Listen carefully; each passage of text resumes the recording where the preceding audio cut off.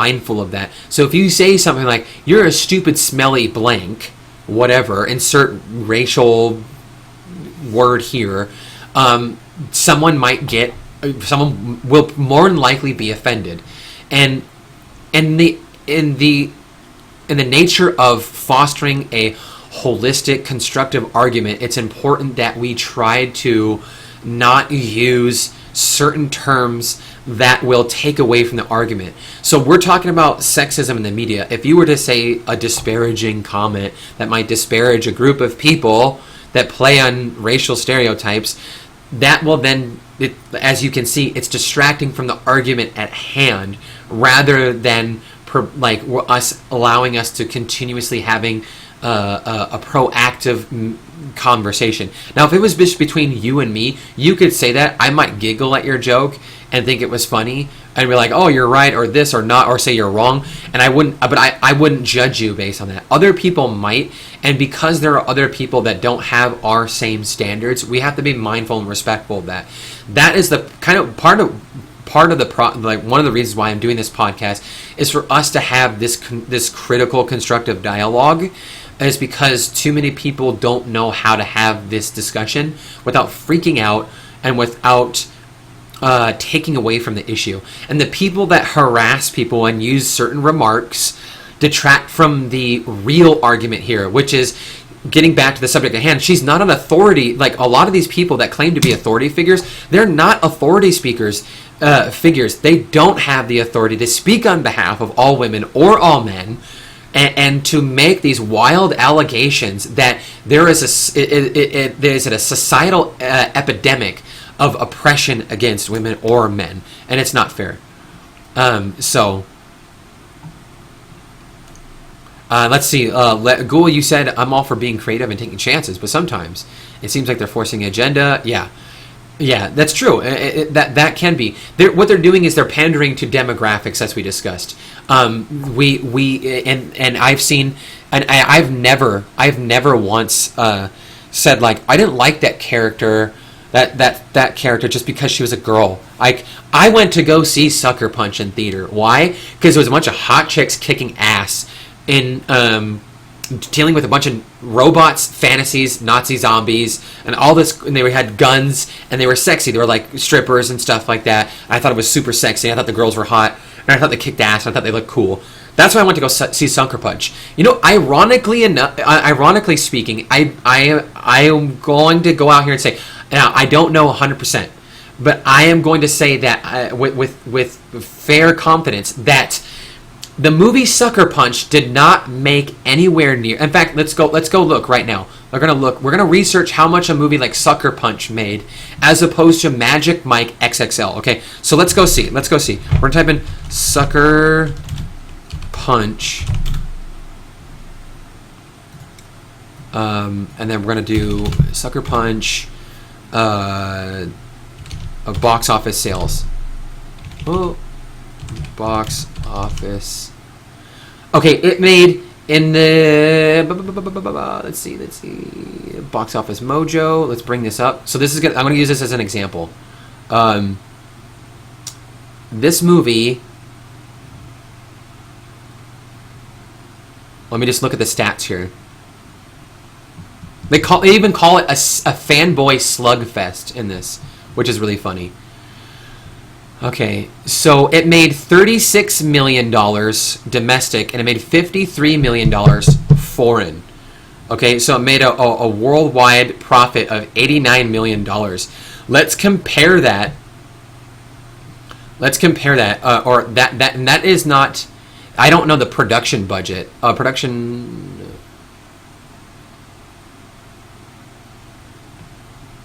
So I'm trying to look at the. I'm trying to see how much ticket sales and whether they made more than the movie cost to make right now, and I'm having a hard time understanding this. It says the production budget was $82 million, but it says here that worldwide grossing in the speeder. The ticket sales, it grossed $89 million. So that means this movie barely made a couple of $1 million. It made like $7 million, maybe. If it did indeed cost $82 million to make, and this movie only grossed a worldwide gross of $89 million, what does that tell you about sexism? This is a movie, Sucker Punch is a movie featuring, hi, hello, Springman, it's good to see you, very strong women taking power into their hands and fighting against this oppression they're pushing. Now, in the movie, you could say that they're oppressed by men, though. In this movie, they're held against their will, and they're forced to dance in front of these men. It's overly sexual. It's fan service. That's all true. That perpetuates those sexual stereotypes.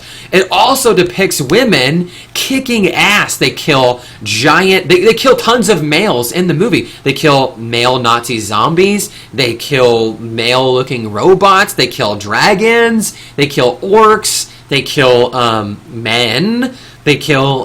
They figure out a way. They figure out a clever strategy to escape from this mental institution where they're held against their will, and orchestrate. They're orchestrators of their own escape. Like Anita Sarkeesian says, women can't if they're not orchestrators of their own escape. Remember, like in the damsel in distress trope that she brought up, if they're not orchestrators in their own escape, they are robbed of their character development. They are robbed of they're depowered, and they are no longer viable characters, and they don't have the character arches like men do.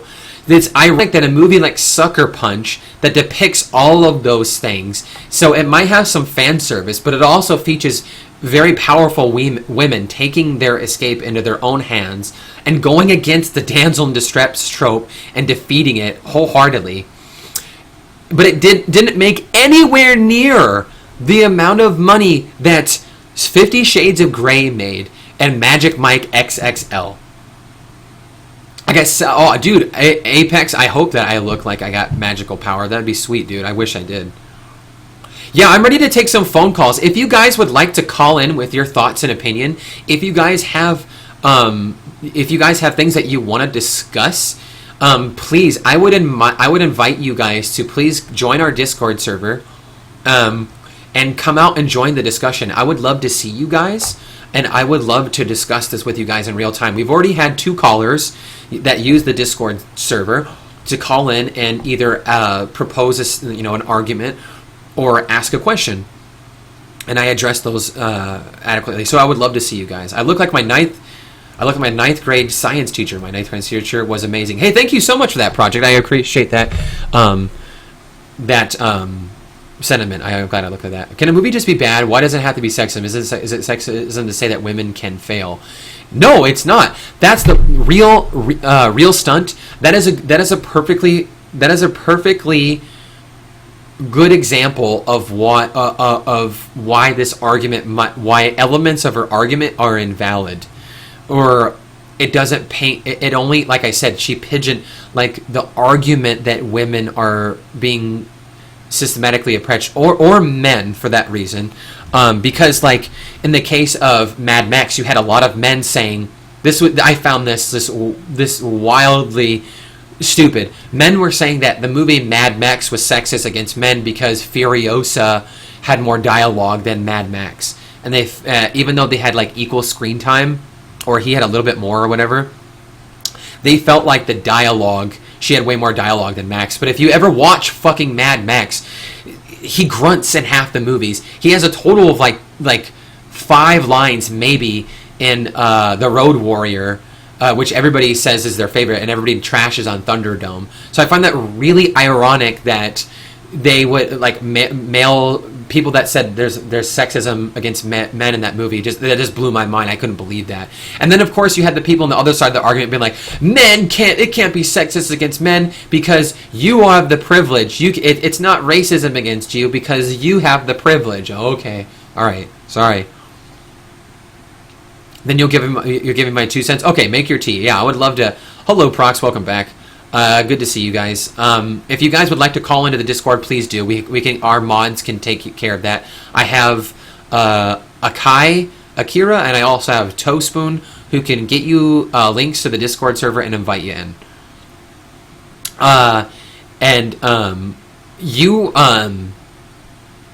Springman actually, he actually is the instigator of kind of this discussion. It was almost a year ago now that Springman came into the stream and he asked if he felt like about harassment with women on Twitch and stuff like that. He was writing a college paper on that, and that got me thinking, and then this ended up turning into this podcast almost a year later. So way to go, Springman. I just want to give you mad props for hooking me up with some ideas and getting the conversation started all that long ago.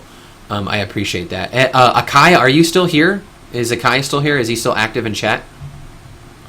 So I'm gonna move on over in here. So again, what my main point in this critical analysis of these arguments is that you have here people claiming to be experts in a field of feminist studies or of the ways in which women are discriminated upon. They go and talk to these people, these lawmakers that make laws, right, in the UN, as we gave an example of Zoe Quinn and Anita Sarkeesian doing that, and they tell half-truths. They don't tell... It's not that they're lying. It's not that they're just hypocrites. It's the fact that they tell half-truths, and that's why they're so successful. And that's why it's hard to argue against them sometimes, because of the fact that it's not that what they're saying is not true. It's the saying that it's the fact that what they are manipulating what they're saying to leave out all this other contrary evidence that does not support their perception, okay? So that's the problem that I have with people like Anita Sarkeesian or anybody that deals in identity politics. I'm not a big fan of identity politics, and I'm gonna talk about that. So we're gonna talk about really quickly here. I want to show you, and getting into that false perception, when people leave out additional information they might not understand. So getting back to the Matthew Taylor thing, you guys might remember I linked this a couple of times now, and we've gone over this, but it's still relevant. We're going to go over this again really quickly. Matthew Taylor was an amazing scientist that represented a specific a private scientific astrophysicist company. He represented this company, and they landed a satellite on a moving asteroid, comet, or meteor. I don't remember what it is. And it was an amazing feat in science. To review the topic, for those of you that weren't here, he wore a shirt that was deemed sexist. It's right here. You can see this picture of women clad in risque, scantily clad lingerie. That was seen to objectify women, and it barred them from wanting to enter the STEM fields of science and stuff like that. And they were saying, this is why there's no women in STEM fields. Well, just on this topic alone, let's look at an example like this, where some feminists said that it was sexist, this was casual sexism, what Matthew Taylor was engaging in. He was wearing a shirt that was very unprofessional, and during a live presentation of this scientific feat. Yes, there you go. Right. That is exactly what I was going to say. That's exactly what happened. What people didn't report, and it got because of all the vitriol that was involved, going back and forth on all sides. A woman made this shirt for him. One of his best friends was a woman. Her name is Elliot Prizeman. Elliot Prizeman came out on Twitter and said, Matthew and I have been friends for years. She's actually I think she does comic book art.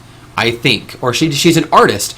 Anyways, she designed this shirt for him, or she made a shirt and she gave it to him as a gift. Did he ask for the shirt to be designed? I don't know. I don't know Matthew Taylor enough about his relationship with Elliot to know if that was indeed the case. But in this case, this was a gift for a woman. So a woman designed this shirt that depicts woman in a highly sexualized, objectified manner, which is really ironic. Yeah, no problem, Landry. I was happy I could do that. Thank you for that compliment. I appreciate that. They missed the mark. This is just an example of why when you guys are out there in social media and you see someone making allegations or claims that saying like Gamergate this or this and that, make sure you look at both sides of the argument. Don't jump